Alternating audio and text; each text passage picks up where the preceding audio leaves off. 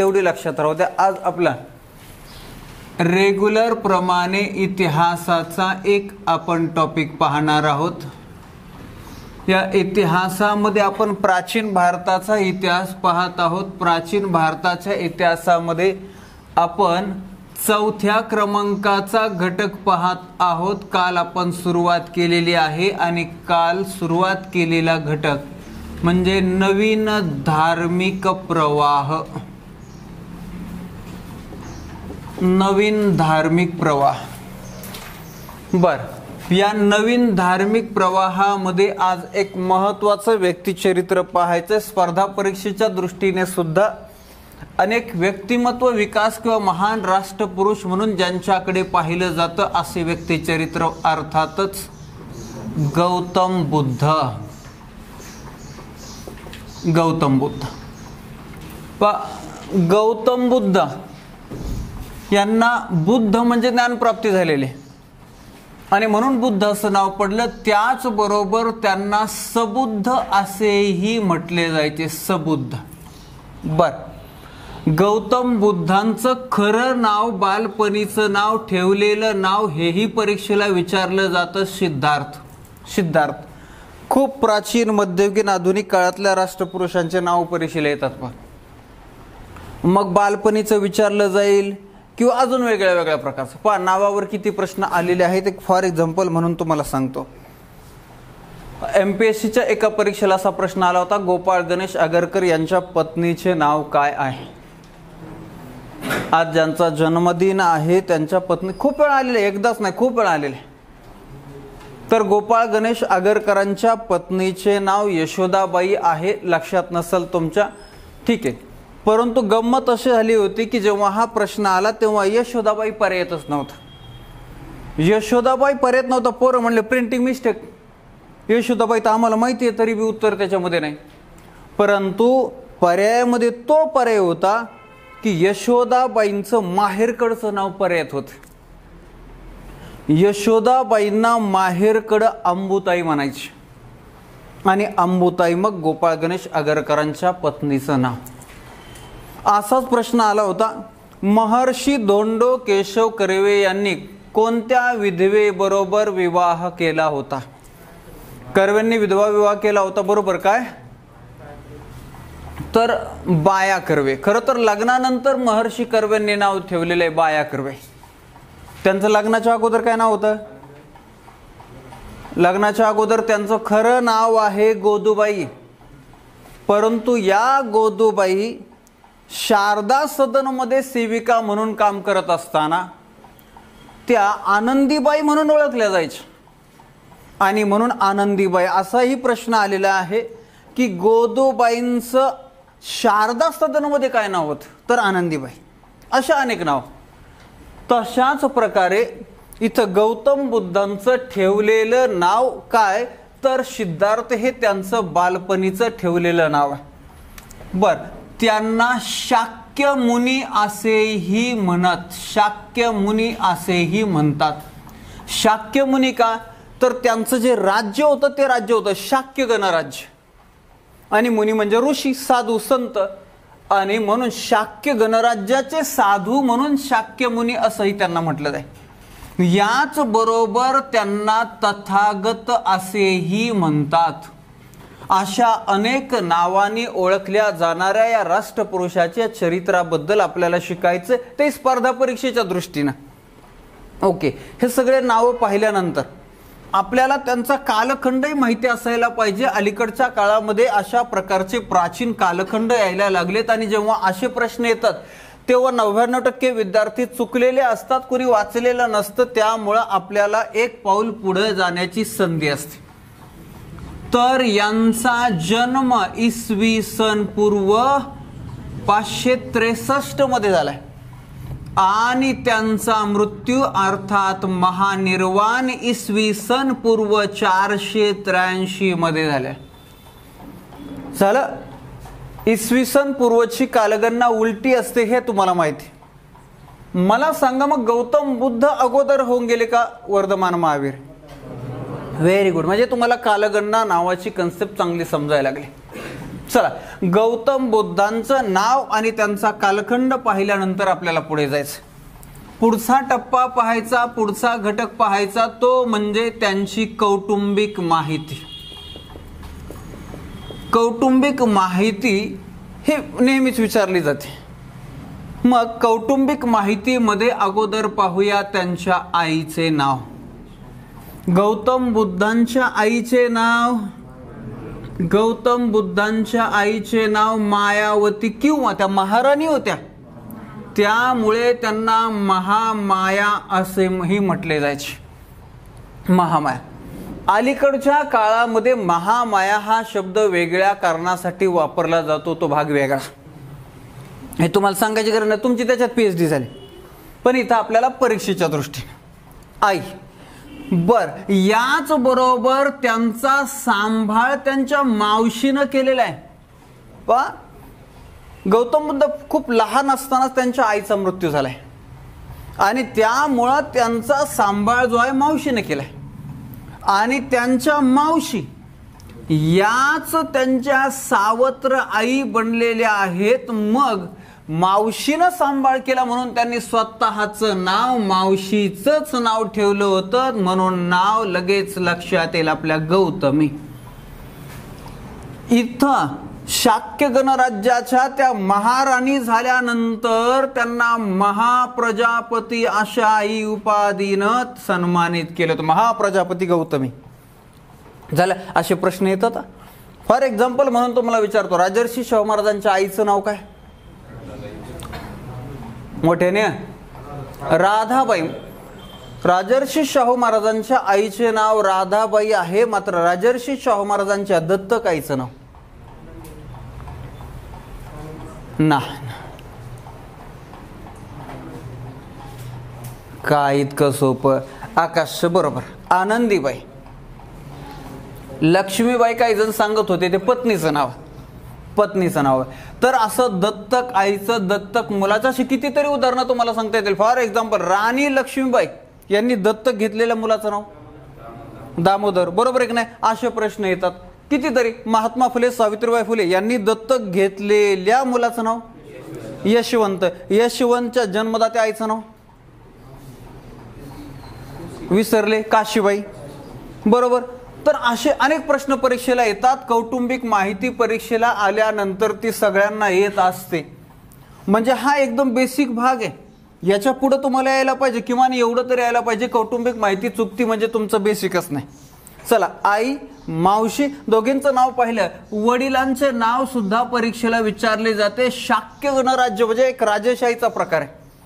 या शाक्य गणराज्याचा राजा म्हणजेच यांचे वडील आहेत. नाव काय? शुद्धोधन. शुद्धोधन हे गौतम बुद्धांच्या वडिलांचे नाव. यानंतर आपल्याला त्यांच्या पत्नीचे नाव सुद्धा परीक्षेला विचारलं जातं. गौतम बुद्धांच्या पत्नीचं नाव यशोधरा हे गौतम बुद्धांच्या पत्नीचे नाव आहे. Very good. याच बरोबर त्यांना एक मुलगा होता. मुलाचं नाव सुद्धा परीक्षेला राहुल मुलगा आहे. राहुल मुलाचं नाव आहे. या कौटुंबिक माहिती बरोबरच आत्ता कोरोनाच्या काळामध्ये पोस्टाचा जो पेपर झाला त्या पेपरला गौतम बुद्धांच्या घोड्याचं नाव परीक्षेला आलं होतं. काय नाव? कंटक हे गौतम बुद्धांच्या घोड्याचं नाव आहे. म्हणजे पहा, मोठ्या लोकांचे घोडे सुद्धा इतिहासात अजरामर असतात. पानिपतच्या आपल्या हल्दी घाटच्या लढाईमध्ये महाराणा प्रतापाच्या एका घोड्याने फार मोठा पराक्रम गाजवला होता. त्या घोड्याचं नाव बघा. घोडा सुद्धा इतिहासामध्ये अजरामर आहे. अशा नाही, फेकीला तटाहुनी घोडा. राणी लक्ष्मीबाईने ज्या घोड्यावरून तटावरून खाली उडी मारली आणि इंग्रजांच्या वेड्यातून राणी अलगत निसटली, त्या घोड्याचं नाव बादल. तर असे घोडे म्हणा, अनेक मानवेतर प्राणी इतिहासामध्ये प्रसिद्ध आहेत, कारण ते महान राष्ट्रपुरुषांच्या बरोबर होते.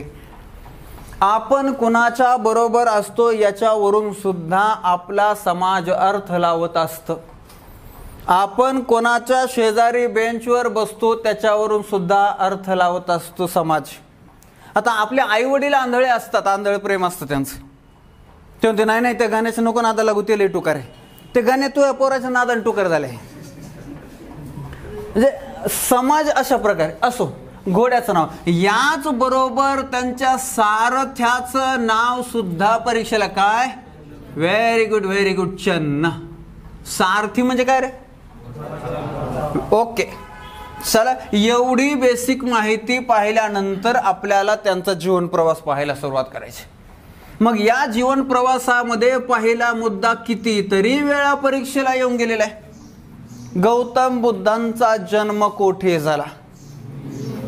तर यांचं शाक्य गणराज्य आहे. शाक्य गणराज्याचे जवळच, परंतु आत्ताच्या नेपाळमध्ये लुंबिनी नावाचं गाव आहे आणि या ठिकाणी गौतम बुद्धांचा जन्म झालेला आहे. लुंबिनी सध्या नेपाळमध्ये. म्हणजे एक काळ होता की बहुतांशी लोकांचा जन्म मामाच्या गावी व्हायचा, आजोळी व्हायचा. एक काळ होता म्हणजे बहुतांशी, तुमच्या सुद्धा काळामध्ये बहुतांशी जणांचा मामाच्या गावी जन्म व्हायचा. आणि असेही प्रश्न परीक्षेला विचारले जातात. उदाहरणार्थ, महर्षी कर्वेंचं गाव कोणतं?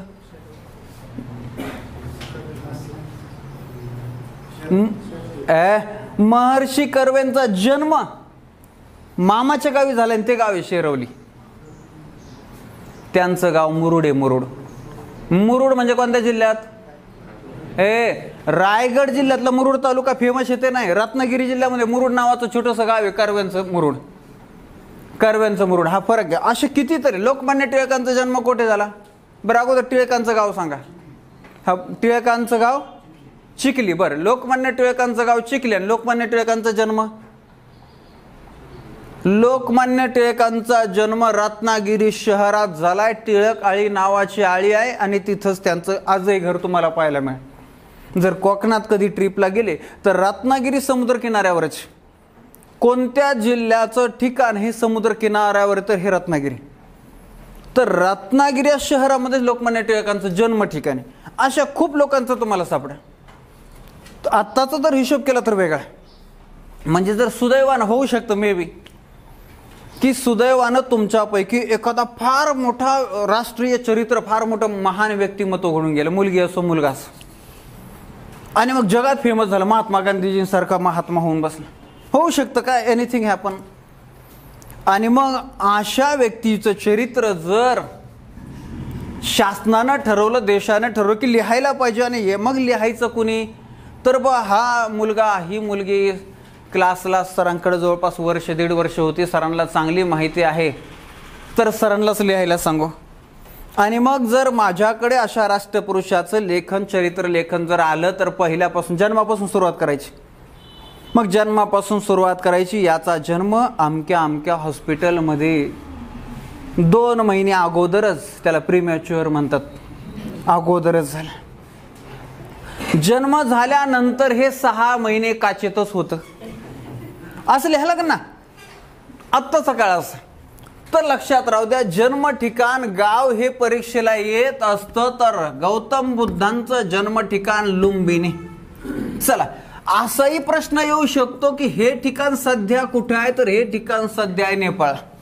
जन्म झाला. राजाचा मुलगा आहे सिद्धार्थ, आणि राजाचा मुलगा असल्या कारणानं आयुष्य आरामात जीवन आहे. कसलंही दुःख, कसलंही संकट वयाच्या 29व्या वर्षापर्यंत सिद्धार्थने अनुभवलेलं नाही. उलट आईचा मृत्यू झाल्यानंतर मावशीनं आणि वडिलांनी असं ठरवलं होतं, गौतमला म्हणजे सिद्धार्थला जगाच्या पाठीवरचं कुठलंच दुःख पाहू द्यायचं नाही, त्याला कायमस्वरूपीचा आनंद ठेव. खरं तर माणसाच्या आयुष्यामध्ये दुःख नाही, संकट नाही म्हणजे ते अर्धवटच. आणि कुठल्याही माणसाला अर्धवट जीवन जगू वाटणार नाही. आणि म्हणून आयुष्य परिपूर्ण होण्यासाठी दुःख, संकट हे आवश्यकच आहे, गरजेचं आहे. त्याच्याशिवाय व्यक्तिमत्व, पर्सनॅलिटी परिपूर्ण होऊ शकत नाही. हे सगळ्यांच्याच आयुष्यामध्ये, आणि गौतम बुद्धांच्या आयुष्यामध्ये तर फार महान. म्हणजे अगदी त्यांच्या समोर वृद्ध माणूस सुद्धा येऊ दिला नव्हता, की वृद्ध सुद्धा ना, गरीब माणूस सुद्धा त्यांच्या समोर येऊ दिला नव्हता, आजारी माणूस सुद्धा त्यांना पाहू दिला नव्हता. असं गौतम बुद्धांचं जीवन होतं. 29 वर्ष. 16व्या वर्षी त्यांचं लग्न झालं होतं यशोधरा नावाच्या राजकन्येबरोबर. वयाच्या 29व्या वर्षी त्यांना राहुल नावाचा मुलगाही झाला होता. सगळं अतिशय चांगल्या पद्धतीने चाललं होतं. म्हणजे आई वडील इतकी काळजी घेत होते की गौतम म्हणजे सिद्धार्थ ज्या रस्त्याने जाणारे तो रस्ता अगोदरच सुशोभित केला जायचा आणि मग सिद्धार्थ त्या रस्त्याने जायचं. एक दिवस अचानक नियतीच्या मनात असावं, परमेश्वराच्या मनात असावं आणि त्यामुळं सिद्धार्थ नाही गौतमने काय केलं, सारथ्याला म्हणलं तू बाजूला बस, आज मी ड्रायव्हिंग करणार रथ, आज रथ मी चालवणार. आता युवराजानं सांगितलं, आपल्या मालकानं सांगितलं म्हटल्यानंतर सारथ्याला ऐकावं लागलं आणि सिद्धार्थने ठरलेला रस्ता सोडून दुसऱ्याच रस्त्यानं प्रवास करायला सुरुवात केली. तो रस्ता काय सुशोभित केलेला नाही. आणि मग प्रवास करता करता करता करता अचानक यांनी रथ थांबवला, कारण त्यांना एक विचित्र काहीतरी वेगळं समोर दिसलं होतं. काय दृश्य दिसलं होतं तर एक वृद्ध व्यक्ती समोर दिसली होती. यांनी कधी पाहिलेलंच नाही म्हातारा. आणि समोर पाहिल्यानंतर त्याने आपल्या सारथ्याला विचारलं की हे काय प्रकार आहे, हा कोणता प्राणी? तो नाही, प्राणी नाही, माणूसच आहे. माणूस तर मग हा असा कसा? म्हणे हा वृद्ध माणूस. म्हणजे वृद्ध माणूस म्हणजे काय तर काही काळानंतर माणूस असा होतो. म्हणले मी होणार आहे? हो, तुम्ही बी काही दिवसांनी असेच होणार आहे. भारतातला माणूस असा जगतो की मरणारच नाही आणि असा मरतो की जगलाच नाही. 2 दिवसानंतर सरळ सगळा समाज त्याला विसरून गेलेला. काही केलंच नाही ना, चोऱ्या माऱ्याशिवाय, बांद्र्या हटण्याशिवाय, याच्या त्याच्या खोडी काढल्याशिवाय काही केलं नाही परिस्थिती. पण गौतम बुद्धांना आश्चर्य वाटलं की अरे मी काही दिवसांनी असा याच्यासारखा वृद्ध होणार आहे, शक्तिहीन होणार आहे. फार मोठा धक्का बसला. वयाच्या 29व्या वर्षापर्यंत वृद्ध पाहिलाच नाही तर ते विशेष वाटणारच. याच्यानंतर कसा बसा त्या धक्क्यातून सावरत गौतम बुद्ध पुढे निघाले. पुढे निघाल्यानंतर परत थांबले. थांबल्यानंतर काय पाहिलं तर त्यांनी एक दृश्य पाहिले. एक रोगी माणूस बसलेला होता. त्या रोग्याचे कुष्ठरोगाने, महारोगाने हात पाय सडलेले होते आणि त्यांनी पाहिलं म्हणे हे काय आज? तर सारथ्याने पुन्हा सांगितलं की हा सुद्धा माणूसच आहे, हा मात्र आजारी आहे, रोगी आहे. म्हणे मी माणूस, मी असं हो म्हणले, तुम्हाला जर आज तुम्ही आजारी पडले, तुम्हाला जर रोग झाला तर तुम्ही असे होऊ शकता, मी आज कोणी असं होऊ शकतं. गौतम बुद्धांना दुसरा धक्का बसला.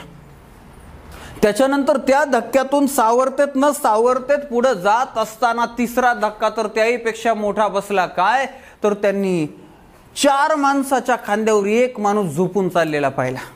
म्हणजे काय? प्रेत, मड. आपला भारतातला माणूस कधी नाही खांदा दिला, कधी नाही आधार दिला तर गेल्यावर देतो. बाकीच्या वेळेला जिवंत असेपर्यंत पाय उडीत असतो. बाकीच्या इंडियन कल्चर.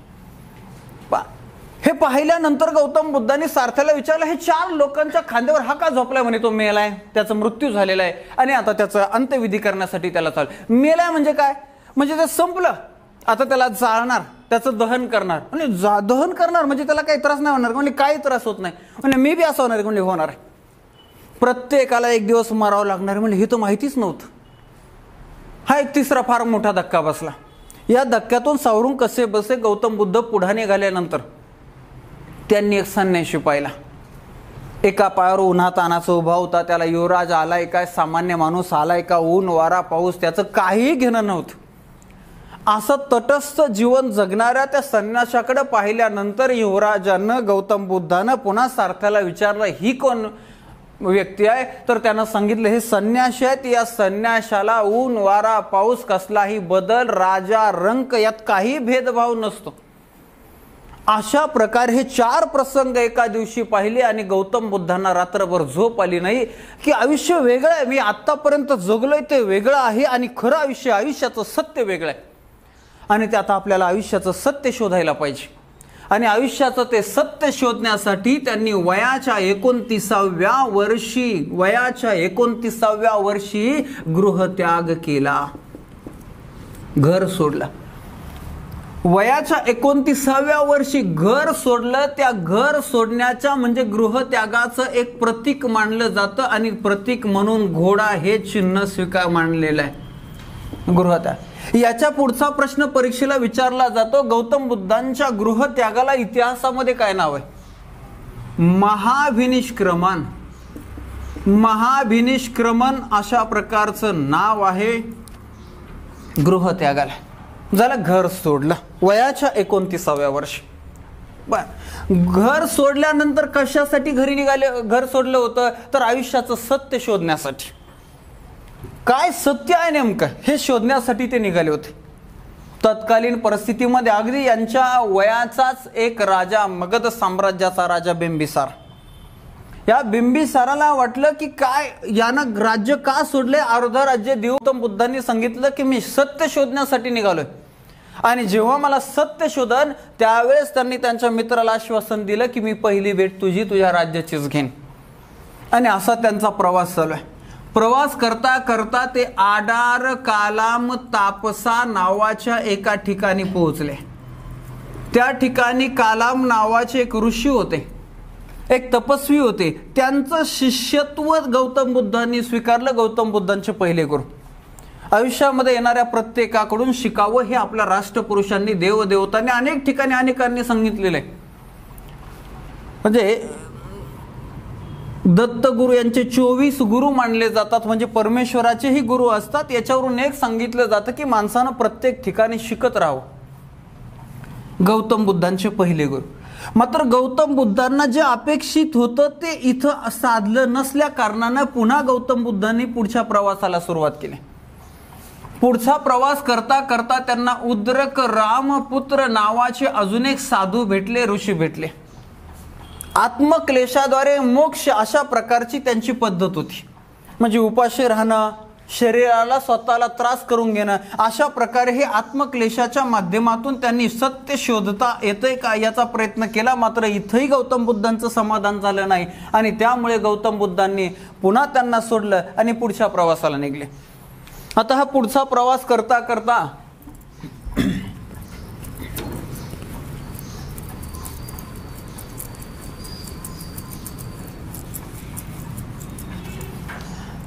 ते आता बिहार मधील गया नावाच्या ठिकाणी आले.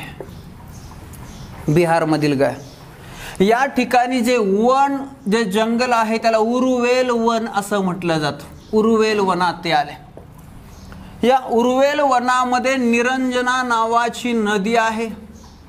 या निरंजना नावाच्या नदीलाच फाल्गू नदी असंही म्हणतात. अनेक नद्यांचे जुने आणि नवे नाव परीक्षेला विचारले जातात. निरंजना नदी, फाल्गू नदी. आणि या नदीच्या किनारी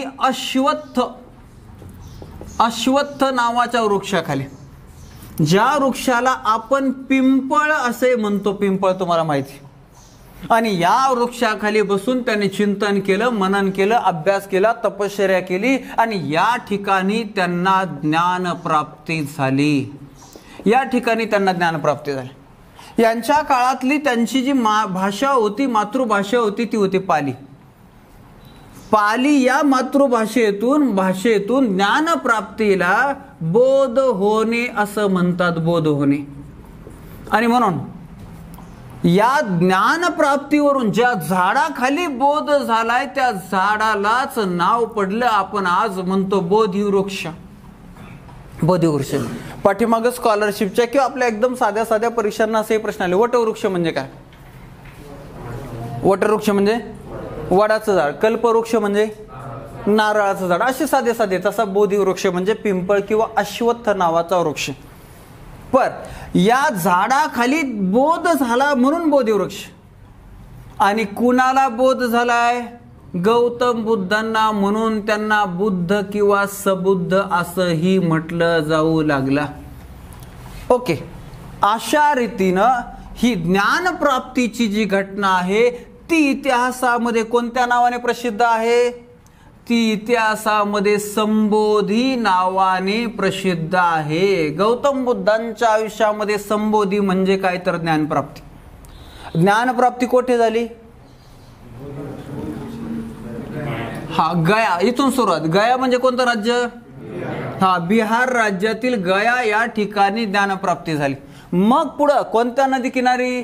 निरंजना किंवा फाल्गू नदीच्या किनारी. कोणत्या वृक्षाखाली? अश्वत्थ, पिंपळ किंवा बोधिवृक्ष, जो पर्याय याच्यात असेल तो. ओके. ज्ञानप्राप्तीची ही घटना झाली. कुठलीही गोष्ट आपल्याला मिळाल्यानंतर ती समाजामध्ये, निसर्गामध्ये द्यायची असते, वाटायची असते. ही निसर्गाची प्रक्रिया. माणूस सोडता सगळ्या गोष्टी या प्रक्रियेत येतात. माणूस एकदा पैसा आला सुटत नाही. विषय नाही. तर आपल्याला ज्ञान मिळालंय, ह्या ज्ञानाचा समाजाला, आपल्या राष्ट्राला, समस्त मानव जातीला उपयोग व्हायला पाहिजे, हा हेतू होता त्यांचा. आणि म्हणून गौतम बुद्धांनी मार्गदर्शन करायला सुरुवात केली, आपल्या विचारांच्या प्रचार प्रसाराला सुरुवात केली. आणि परीक्षेला पुढचा प्रश्न विचारला जातो की गौतम बुद्धांनी आपल्या विचारांच्या प्रचार आणि प्रसारासाठी कोणत्या भाषेचा वापर केला. ओके, तर पाली भाषेचा वापर केला. अशा कितीतरी वेळा भाषा तुम्हाला विचारल्या गेले, अनेक वेळा.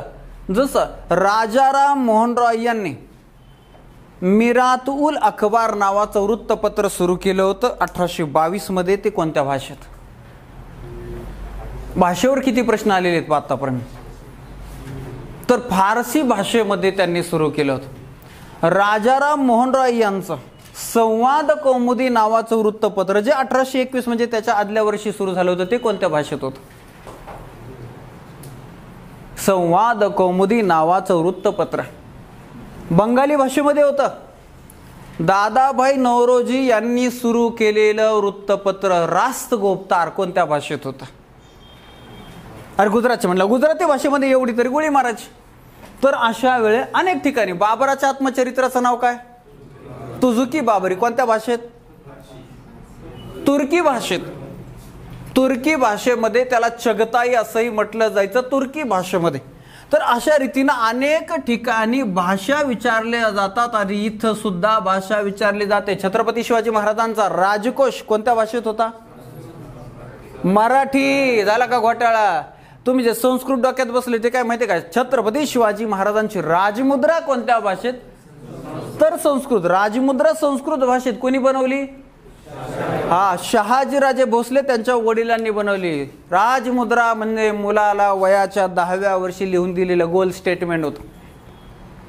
आणि राज्यकारभार कसा करायचा यासाठी छत्रपती शिवाजी महाराजांनी आपल्या एका मंत्र्याला, त्या मंत्र्याचं नाव रघुनाथ पंत हनुमंते यांच्याकडून त्यांनी राजकोष जो मराठी भाषेतून बनवून घेतला. लक्षात राहू.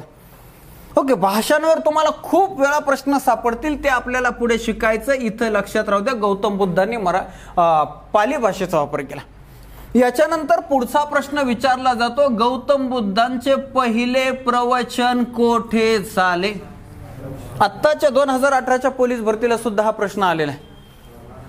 तर उत्तर प्रदेश नावाचं राज्य, या उत्तर प्रदेशमध्ये वाराणसी म्हणजे काशी म्हणजे बनारस, या वाराणसी जवळ कुठं? सारनाथ नावाचं ठिकाण आहे. या सारनाथ नावाच्या ठिकाणी सुद्धा एक वन होतं, मृगवन. त्यावेळेस खूप वन असायचे, म्हणून तर ज्ञानप्राप्ती व्हायची, लोकांना एकांत मिळायचा अभ्यासासाठी. आपण सगळे झाडं तोडले, बिल्डिंगा उभा केल्या, गावाकडे 2 बंगले, नगरमध्ये 2 बंगले, पुण्यात 2 बंगले, मुंबईत 2 बंगले, आणि मध्येच रस्त्याच्या कडाला गाडी खाली मेलं. अशी आपली सगळी परिस्थिती आहे. तर इथं मृगवनामध्ये 5 अनुयायांच्या समवेत गौतम बुद्धांनी आपले पहिले प्रवचन दिलेले आहे. परीक्षेला पुन्हा प्रश्न विचारला जातो की गौतम बुद्धांच्या पहिल्या प्रवचनाला काय म्हटलं गेलंय? गौतम बुद्धांच्या पहिल्या प्रवचनाला धम्मचक्र प्रवर्तन असे म्हणतात, किंवा धर्मचक्र प्रवर्तन असे म्हणतात. धर्मचक्र प्रवर्तन. अशा रीतीनं गौतम बुद्धांनी आपल्या विचारांच्या प्रचार आणि प्रसाराला सुरुवात केली. ओके, पुढे. तर गौतम बुद्धांनी इसवी सन पूर्व 6व्या शतकामध्ये बौद्ध धर्माची स्थापना केली. बौद्ध धर्माची स्थापना केली. खरं तर एक वेगळ्या जीवनशैलीचा उदय काळानुसार, बदलत्या जीवन पद्धतीनुसार होत होता. तशा बौद्ध धर्माची स्थापना हा सुद्धा त्यावेळेसच्या भारतातल्या परिस्थितीचंच एक कारण होतं.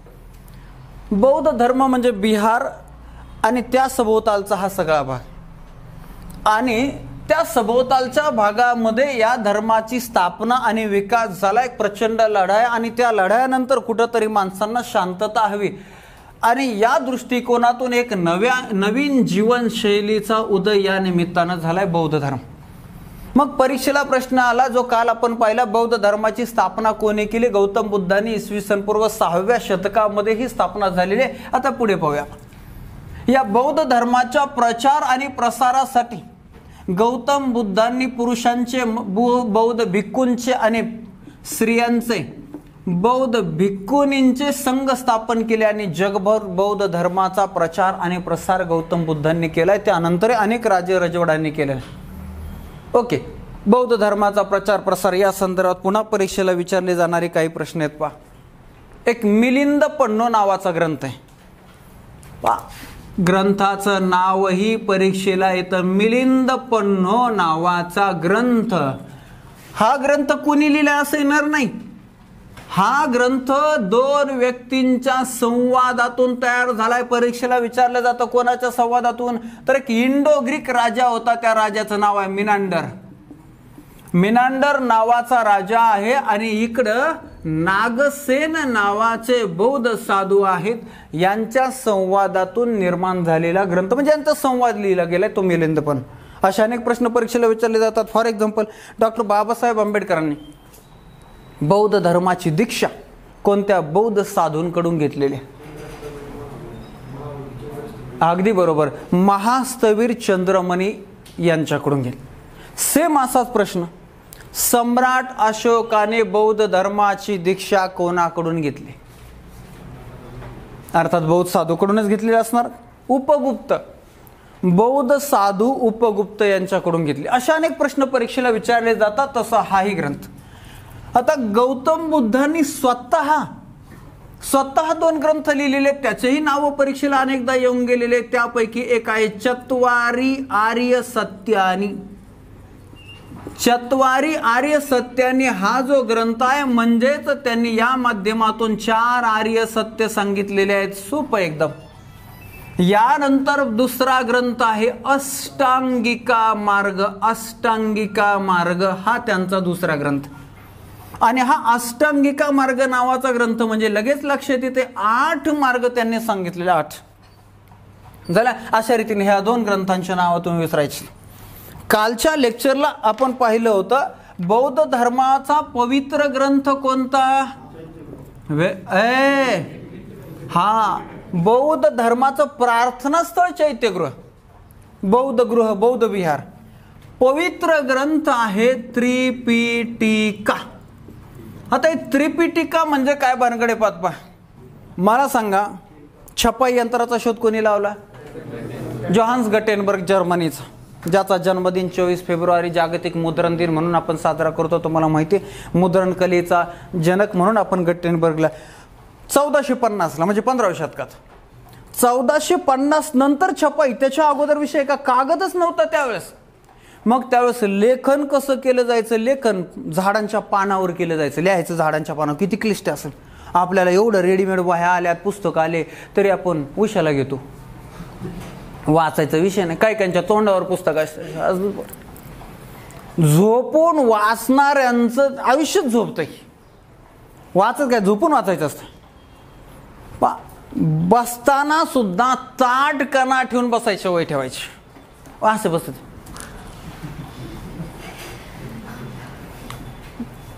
काय काय आणि मग नंतर होते पाठ दुखते. अभ्यास करून करून कंबर दुखत. अभ्यास करून करून घ्यायचो कंबर दुखत. हे बसत असं ताट बसा की. इथं बेंचवरच नाही, रस्त्याने चालताना, गाडीवर बसताना तुमचं कंबर, तुमची पाठ, हातपाय कधीच दुखायचे नाही. कधीच दुखायचे नाही. हा माणूस 4ला उठेल असतो आणि 10 ते 11ला झोपेल असतो. किमान 9 वाजेपर्यंत इथंच असतो. कधीही माझ्या जवळच्या कोणी सांगावं की हे म्हणलं आज पाय दुखत आहेत म्हणले, डोकं दुखत आहे म्हणले, दमलोय म्हणलंय, विषय. निसर्गानेच आपल्याला एवढी ताकद दिलेली आहे. आपल्या मेंदूला, आपल्या शरीराला प्रचंड ताकद दिली. पण आपण काय करतो? चुकीच्या सवयी लावतो आणि या चुकीच्या सवयीमुळे आपलं सगळे सिस्टमच बिघडून जातं.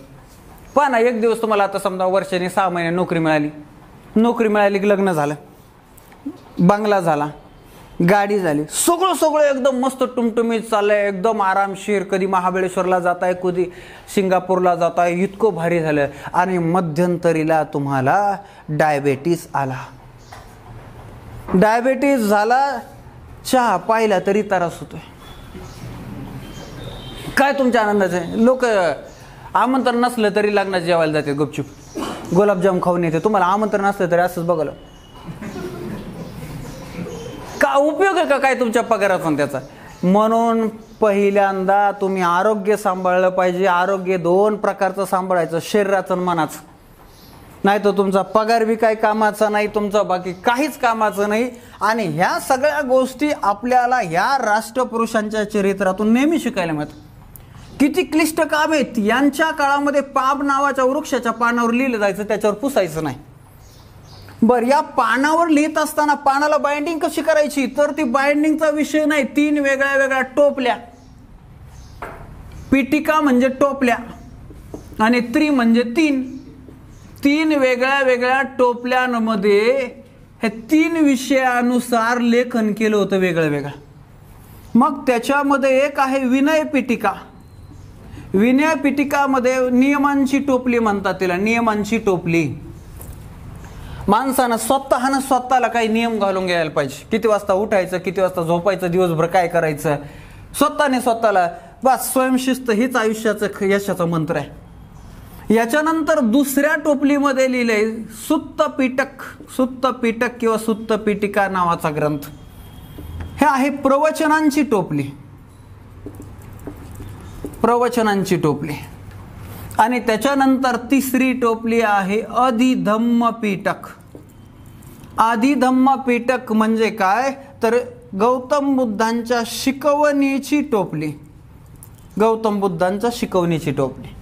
तर अशा रीतीनं हे 3 ग्रंथ जे आहेत, हे 3 ग्रंथ एकत्रित त्रिपिटका म्हणून ओळखले जातात. म्हणजेच बौद्ध धर्माचा पवित्र ग्रंथ हा त्रिपिटका झाले. हे 3 ग्रंथ गौतम बुद्धांनी स्वतः सांगितलेले 2 ग्रंथ पाहिले. आता आपण पुढे जाऊया. गौतम बुद्धांचा हा सर्व जीवन प्रवास पाहत असताना आपल्याला बौद्ध धर्माच्या परीक्षेला खूप वेळा विचारल्या जातात. आणि या बौद्ध धर्माच्या परिषदा सुद्धा तोंडपाठ असायला पाहिजे. 4 परिषद आहेत. किती? 4 परिषद आहेत. एवढ्या 4 परिषदा ध्यानात ठेवायची. आता 4 परिषदा ध्यानात ठेवत असताना, लक्षात ठेवत असताना काय काय लक्षात ठेवायचं? साल परीक्षेला येत नाही, टेन्शन घ्यायचं नाही, तरी बी आपले पोरं ध्यानात ठेवतात. पाहूया मग पहिली परिषद.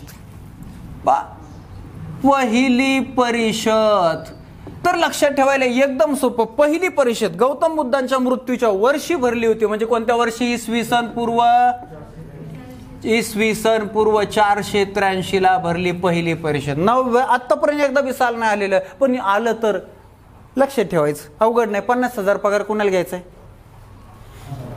तुम्हाला घ्यायचा म्हणा ना. तुम्हाला मला का तुम्हाला घ्यायचा आहे? तुम्हाला लग्न कुणाला करायचंय? मेजर साहेब आम्हाला लग्न म्हणू, आता तुम्हाला फक्त पगार घ्यायचा. तर इसवी सन पूर्व 483 लय भामटे ताकाला जाऊन भांडे लपून घेणार. पहिली परिषद कोणी बोलावली? पहिलं परिषदेत काय काय ध्यानात ठेवायचं हे कळलं पाहिजे. नुसती परिषद लक्षात ठेवायची. कोणी बोलावली? तर ज्या मित्राला, ज्या राजाला यांनी शब्द दिला होता की मला सत्याचं ज्ञान, आयुष्याचं खरं सत्य समजल्यानंतर मी तुझी पहिली भेट घेईन, दुर्दैवानं त्या मित्राची त्याच्या मुलानं हत्या केली आणि तो मुलगा राजा होता. त्या मुलाचं नाव अजातशत्रू. या अजातशत्रूनं बोलावली. ओके, पहिल्या प्रश्नाचं उत्तर क्लिअर झालं. कोणी? याच्यानंतर दुसरा प्रश्न आहे कोठे बोलावली? अर्थात त्याच्या राजधानी ठिकाणी. राजधानी आहे राजगृह किंवा आपण त्याला राजगीर म्हणतो. म्हणजे मगध साम्राज्याची राजधानी राजगृह या ठिकाणी भरवली. कोणी? याच्यानंतर पुढचा मुद्दा आहे कोणाच्या अध्यक्षतेखाली भरली? तर बौद्ध साधू आहेत महाकश्यप यांच्या अध्यक्षतेखाली. हा खूप मोठा कार्यक्रम असायचा. राजगृहामध्ये राजधानीच्या ठिकाणी ज्या गुहा होत्या त्या गुहांमध्ये काही दिवस हा फार मोठा समारोह चालू होता. 500 पेक्षा जास्त बौद्ध साधू इथं सहभागी झाले होते आणि खूप मोठा कार्यक्रम. म्हणून तर परीक्षेला नेहमी हे प्रश्न येतात. चला, पहिली परिषद संपली. एवढं 3 शब्द लक्षात ठेवले. कोणी बोलावली, कोठे भरवली आणि अध्यक्ष कोण होते. तुम्हाला परिषदेवर पैकीच्या पैकी मार्क. आता जायचं आपल्याला दुसऱ्या परिषदेकडे. सांगा, दुसरी परिषद कोणत्या वर्षी? दुसरी परिषद बरोबर 100 वर्ष पुढे जा. बरोबर 100 वर्ष पुढे जायचं. इसवी सन पूर्व 383. पहा ना, असा प्रश्न येतो. गटेनबर्गने छापायंत्राचा शोध केव्हा लावला? 1450. भारतात पहिला छापखाना केव्हा सुरू झाला? 100 वर्षांनी पुढे जायचं. 1550. कोणी सुरू केला? पोर्तुगीजांनी सुरू केला. ध्यानात राहतं, पोर्तुगीजांनी. एकदा असाच प्रश्न विचार, कोणी सुरू केला? म्हणजे माणसांनी.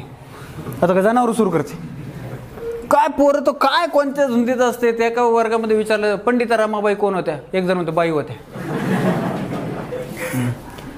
तर पंडिता रमाबाई बाई होते हे अपेक्षित नाही, तसंच इथे. चला, दुसरी परिषद 100 वर्षानं भरलेली आहे पहिल्या परिषदेनंतर, इसवी सन पूर्व 383 मध्ये. मग आपला पहिला प्रश्न, कोणी बोलावली? नाही नाही नाही ना, शिशुनाग घराण्याचा राजा कालशोका. शिशुनाग घराण्याचा राजा आहे कालशोका, याने भरवलेली आहे. त्याच्यानंतर कोठे? तर त्याची राजधानी वैशाली या ठिकाणी. आणि राहिलं अध्यक्ष सबकामी यांच्या अध्यक्षतेखाली. संपला विषय. दुसरी परिषद. यानंतर तिसरी परिषद आहे. तिसरी परिषद इसवी सन पूर्व 250 मध्ये भरवली. चला, कोणी? आता तुमचं उत्तर आहे सम्राट अशोका. सम्राट अशोका. कोणी? कोठे? अगदी बरोबर. मौर्य साम्राज्याची राजधानीच होती पाटलीपुत्र. ज्या पाटलीपुत्राचं आता काय नाव आहे? पाटणा. कोणत्या राज्यात? Very good. आणि शेवटचा मुद्दा राहिला, अध्यक्ष कोण? तर मोगली पुत्र बौद्ध साधू तिस्त यांच्या अध्यक्षतेखाली. अशा अध्यक्षतेखाली खूप प्रश्न येतात. तुमच्या चालू घडामोडी सुद्धा असे प्रश्न येतात.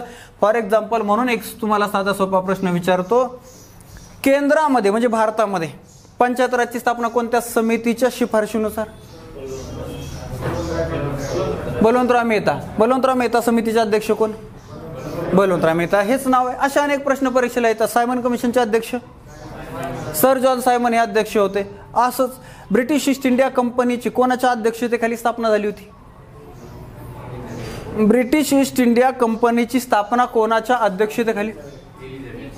नाही नाही, अरे ब्रिटिश ईस्ट इंडिया कंपनी म्हणजे भामट्यांची कंपनी होती, चोरट्यांची कंपनी होती. आणि त्या भामट्यांच्या कंपनीचे अध्यक्ष राणी राय नव्हे, एक मोठा भामटा लॉर्ड मेयर.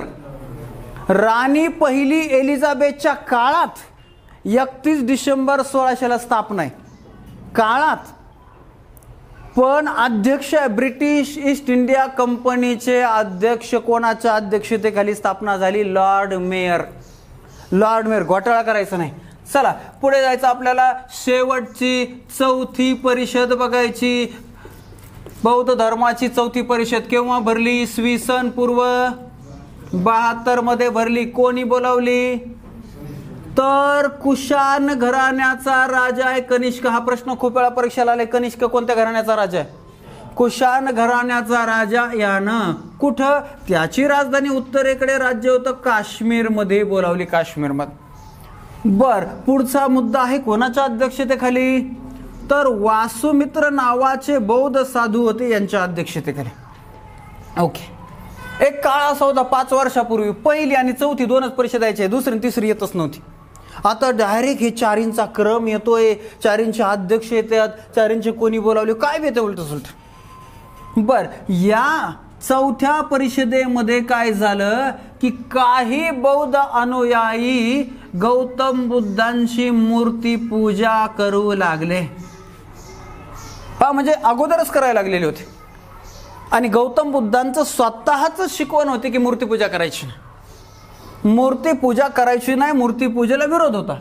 तर ही मूर्तीपूजा करणारे लोक महायान आणि या मूर्तीपूजेला विरोध करणाऱ्या लोकांचा दुसरा गट तयार झाला, तोच बौद्ध धर्माचा दुसरा पंथ तयार झाला, हीनयान. म्हणून बौद्ध धर्माचे दोन पंथ कोणते? महायान आणि हीनयान असे दोन पंथ आहेत. दोन पंथ आहेत. तसं पाहिलं तर अजून एक उपपंथ मानला जातो वज्रयान, मात्र मुख्य हे दोनच पंथ सांगायचे. असाही प्रश्न आलाय. बौद्ध धर्माचे महायान आणि हीनयान असे दोन पंथ कोणत्या परिषदेत पडले? तर हे चौथ्या परिषदेमध्ये जी काश्मीरला भरली होती. तसंच दिगंबर आणि श्वेतांबर. पहा, तुम्हाला एक प्रश्न विचारतो. आपल्या महाराष्ट्रामध्ये दिगंबर जैन वसतिगृहाची स्थापना कोणी आणि कोठे केली? हा, राजर्षी शाहू महाराजांनी. कोठे? कोल्हापूरमध्ये. कोणत्या विद्यार्थ्यांसाठी? जैन समाजाच्या विद्यार्थ्यांसाठी. आता दिगंबर आणि श्वेतांबर. श्वेत म्हणजे काय? भारताच्या इतिहासामध्ये कोणत्या घटनेच्या वेळेस श्वेत विद्रोह झाला होता सांगा? 1857च्या उठावानंतर 1858चा कायदा झाला आणि 1858च्या कायद्यानंतर इंग्रजांच्या विरोधातच उठाव केला होता. इंग्रज म्हणजे पांढरे गोरे, आणि त्यांनी केलेला उठाव म्हणून श्वेत विद्रोह म्हणतात. काय केला तो नंतरचा भाग 1857च्या उठावाच्या वेळेस पाहू. अशा प्रकारची घटना. श्वेतांबर असं काय नाव आहे? पांढरे वस्त्र घालणारे जैन समाजाचे साधू किंवा अनुयायी, त्यांना श्वेतांबर, आणि वस्त्र न परिधान करणारे दिगंबर.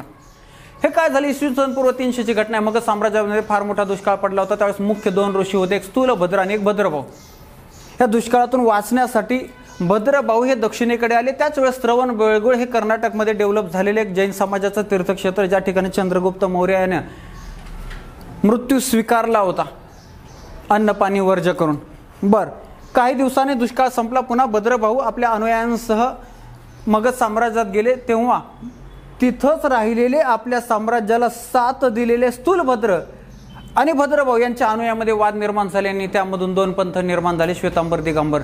तसं इथं वाद निर्माण झाला. मूर्तीपूजा, मूर्तीपूजेला विरोध, महायान हीनयान असे दोन पंथ. ओके. आणि ॲट द एंड, सरते शेवटी काय? तर गौतम बुद्धांचं महानिर्वाण, गौतम बुद्धांचा मृत्यू परीक्षेला विचारला जातो. कुठे झाला? राज्य अगोदर माहिती असायला पाहिजे. उत्तर प्रदेश.